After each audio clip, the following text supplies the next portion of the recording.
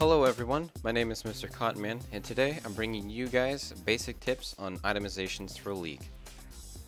This video is more of a guide to those who are still learning League of Legends and don't really know what to buy for the champion that they're playing or champions that they're looking at. So in this video, I'll go over some examples of champions that have either AD or AP potential and what that all means. So without further ado, let's get started. In patch 3.7 for League of Legends, they added new item sets customization in the LoL client. What this is basically you can create your own item sets for different champions or all champions if you want by placing items within the certain categories, which you can also make. You can put whatever items you want, however items you want.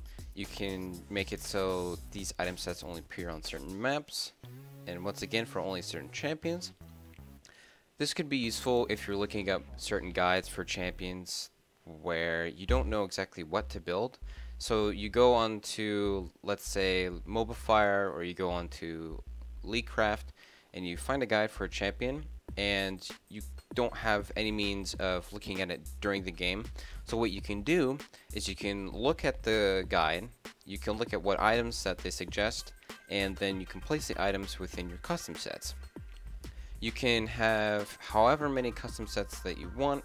So let's say you have a champion that goes AP most of the time. Let's say Ahri. You can make an item set for Ahri by putting in ability power items for her.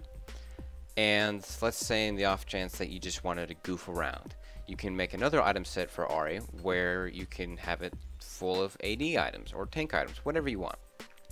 So this option is good for those who don't really know what to build, and while they're looking at guides they can't do so in game, so this is the best way for them to constantly know what items to build for the given match. So for this video I'm going to just focus on one champion, as it will make it easier for people to understand, and I'll be choosing Tristana.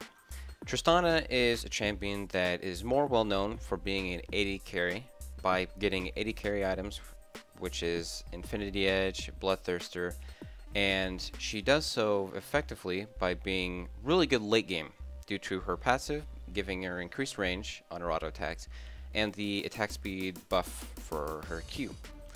She also can be played as an ability power champion, and she can do so quite effectively because of the AP ratios that she does have. Although it's not standard for her to be AP carry, she can be one if she so pleases.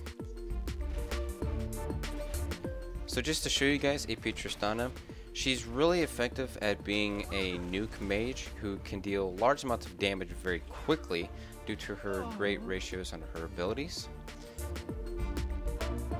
And this is AD Tristana, who is more effective later in the game when she can actually get items, but she can still be effective due to the attack speed increase that she gets from her Q and her long range that she gets from her passive. So what's better, AP Tristana or AD Tristana? Do you take advantage of the long range for your auto attacks over other AD carries and the large amount of attack speed that you get from a Q? Or do you take advantage of the high AP ratios from her abilities and try to be a nuke mage? In short, there is really no true answer, as you can play whatever champion that you wish, but it has to be within reason. Champions excel with certain items due to how their kit is. If your kit is purely based off of getting ability power, then you should get ability power. If your champion's kit is made for building attack damage, then just build attack damage. But that's not the same for all champions, as there are some cases like Tristana where she does have great AP ratios, but she can also excel at being an AD carry. So to make it easy, I'll just go over an AP champion itemization.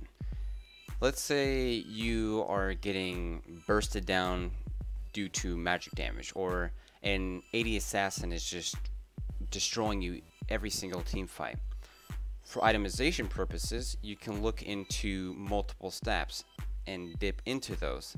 So for instance, if you're getting killed by magic damage, you can go Abyssal Scepter.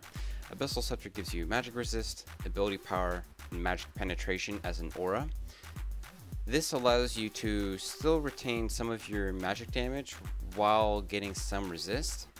If you're in need of some armor, you can go Zoni's Hourglass by getting additional ability power, armor, and an active ability for stasis so you don't get touched, and Rylai's that gives you health and ability power, which also allows you to slow through your abilities. Or let's say you're on the other side of the spectrum and you're just completely dominating the other team, and you are in need of some extra damage because you want to end the game quickly. Some of the items you can get are Rabadon's Death Cap. This is just pure ability power, and it also amplifies your total ability power once you purchase the full item. Another item that you can get is Lichbane. Gives you ability power, mana, movement speed, and allows you to have your next auto attack deal additional magic damage based on a portion of your ability power. So this is good on champions like Twisted Fate, Kale, Teemo, who can use their abilities and are also effective at auto attacking. And if you're also in need of some really heavy burst potential, you can go Deathfire Grasp. Deathfire Grasp gives you ability power, cooldown reduction, and gives you an active ability that deals 15% of their current health and amplify magic damage dealt to that target for 4 seconds. And this means magic damage from any source. So remember that there is no true way to play a champion. There will always be effective playstyles and non-effective playstyles based on the items that you buy. So if you're playing Zed and you're going full ability power, you're not going to be able to do anything because you have no AP ratios. But if you play someone like Tristana, you can go AP because she does have AP ratios that are decent.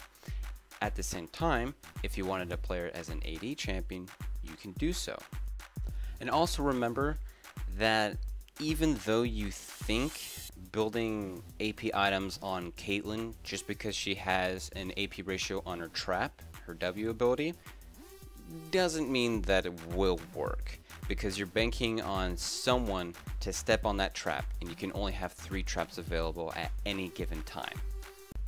Also, it's not a bad thing to buy the lesser items first instead of holding all your gold to buy your main item until later. Getting the early items will most likely benefit you more than just holding all the gold, because you can make so much more happen because you have more ability power, more attack damage, more armor, magic resist, more health, anything to help you progress throughout laning phase into mid game into late game and be more beneficial to your team. So I want to thank you guys for taking the time to watch the video. If there's anything I can add, improve on, or the video's fine, let me know in the comments below, and I'll be pushing out more content for basic tips in advance. So once again, I want to thank you for watching, and I'll see you guys next time.